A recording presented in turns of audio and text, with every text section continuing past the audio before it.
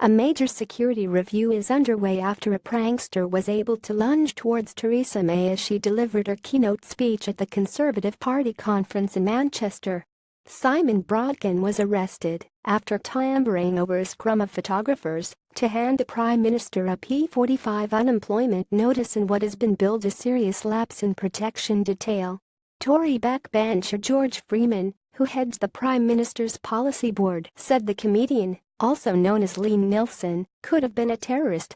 There should be some very serious questions. Questions will be asked about how he was allowed to get that close, he said.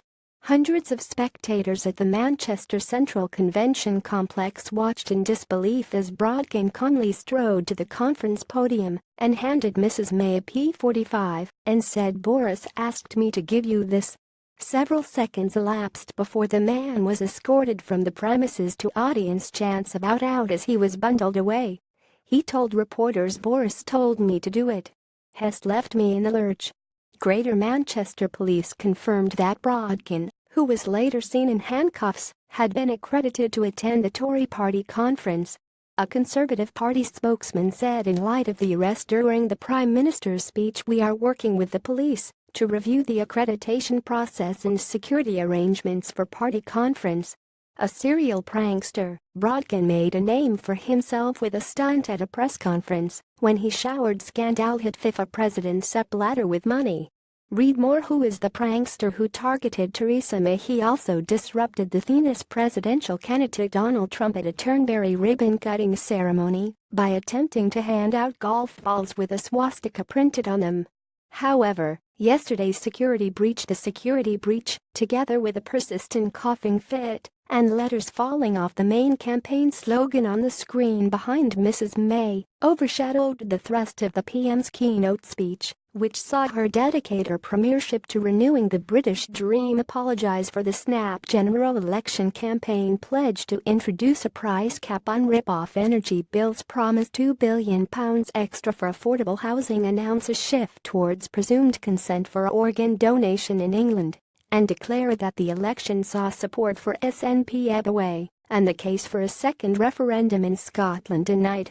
Reports that Mrs. May, who was comforted by husband Philip after the speech, was in tears, have been denied by Number 10. Nicola Sturgeon, who addresses the SNP conference next week, tweeted, "Spare a thought for those of us still to deliver our conference speech and now fretting about all the things that could go wrong." SNP 17. After the calamitous speech, the PM's cabinet colleagues rallied round their leader. Jeremy Hunt, the health secretary, said he believed the speech showed a great sense of duty, adding she did really well to cope with a persistent cough and a prankster waving a P45 unemployment notice in her face. Michael Gove, the environment secretary, declared it was a fantastic speech from a prime minister at the top of her game. Paul Masterton, the MP for East Renfrewshire, who was among the MPs selected to speak on the main stage before Mrs. May's arrival, described the speech as eventful, adding it was a clear reminder why she's the right person to be taking the country forward. A stinking cold, some idiot at the stage halfway through, and she did what leaders do.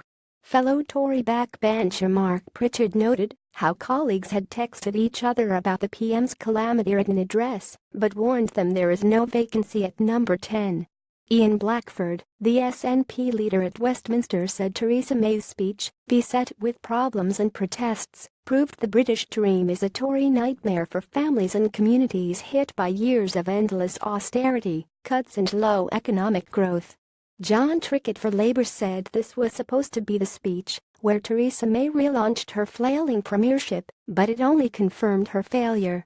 She admitted Britain faces great problems, but all she has to offer are watered-down versions of Labour's ideas, reheated policies, and empty promises, added the shadow cabinet minister. Meanwhile, the PM tried to laugh off her persistent cough, which had dogged her speech, with a light-hearted tweet surrounded by cough medicine. Her official Twitter account posted a picture of the text of her speech on a table surrounded by Strepsils cough sweets, Olbas oil and a bottle of Cavonia. The text alongside the picture simply read, "Cough,